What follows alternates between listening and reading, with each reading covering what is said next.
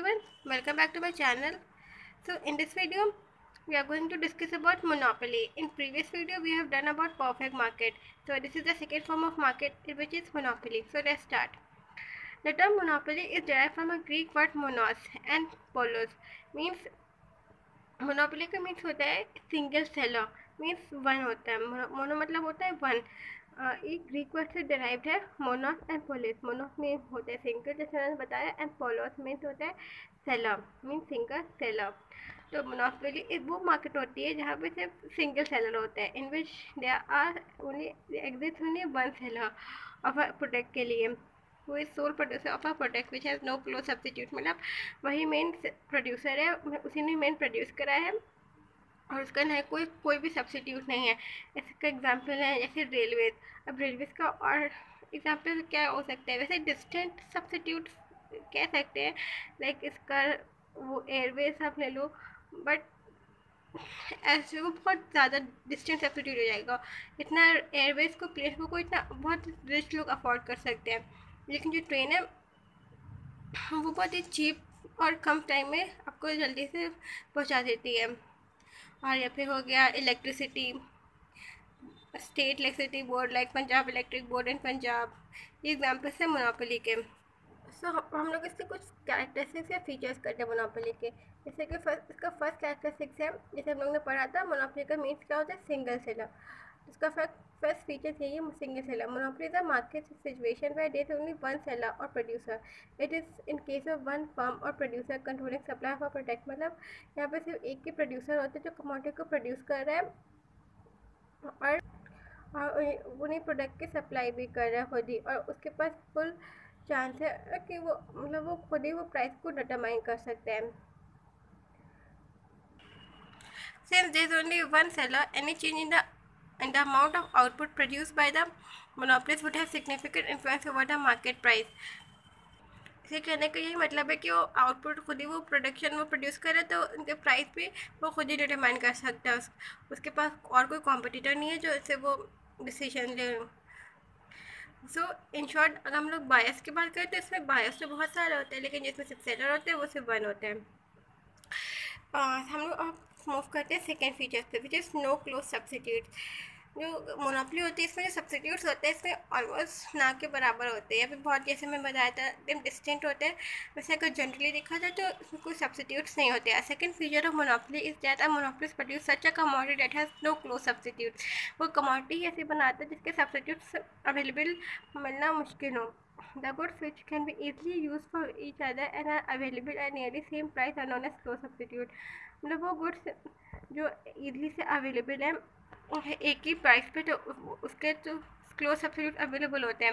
And essential condition for the existence of monopoly is that no close substitutes. का main condition monopoly की यही है कि उसके सब्सिट्यूट्स नहीं होते हैं, ना के बराबर ही होते हैं. Monopoly is a market devoid of competition.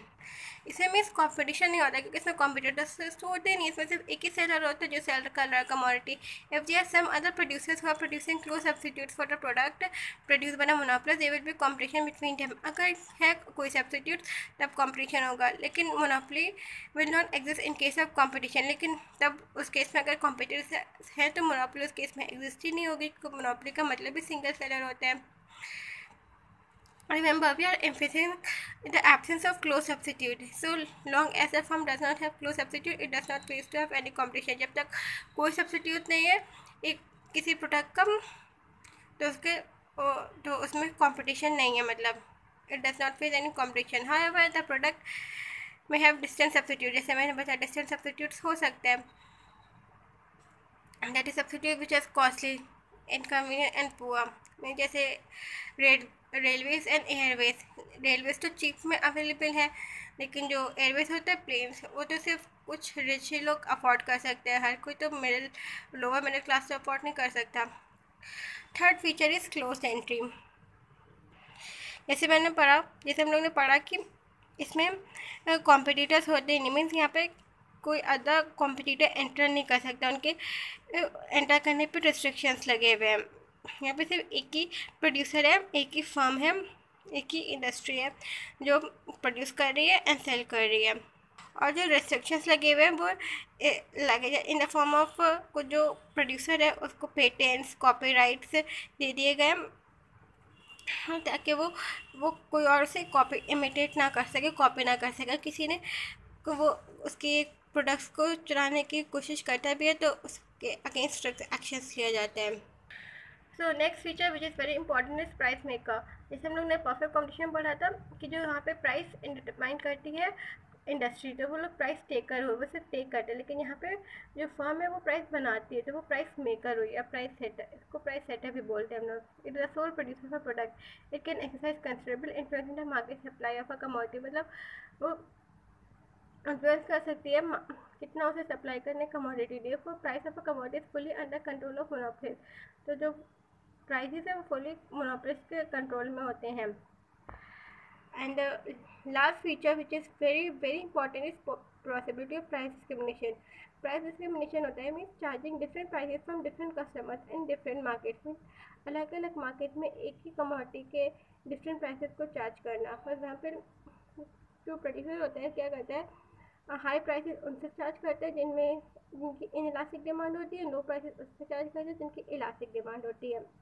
क्योंकि इनइलास्टिक डिमांड में हाई प्राइस इसलिए चार्ज करते हैं क्योंकि अगर उनके प्राइस इंक्रीज भी कर देगा तो इनइलास्टिक डिमांड वो डिमांड तो कमोडिटीज होती है जिनकी वो जो नेसेसरी होती है, जिन्हें कंज्यूमर परचेज करेगा ही करेगा what ever be the price. हो उनके प्राइस इंक्रीज होने इसलिए उन्हीं के प्राइस इंक्रीज करता है। लेकिन इलास्टिक डिमांड कमोडिटीज वो कमोडिटीज होती है जिनके ज़रा से प्राइस इंक्रीज होने पर कंज्यूमर को परचेज नहीं करता, इसलिए उनके जनरली जो प्रोड्यूसर होता है वो प्राइसेस को लो ही रखता है। So this was all about today's video. If you find this video knowledgeable and informative, please like, share and subscribe to my channel. Thank you for watching this.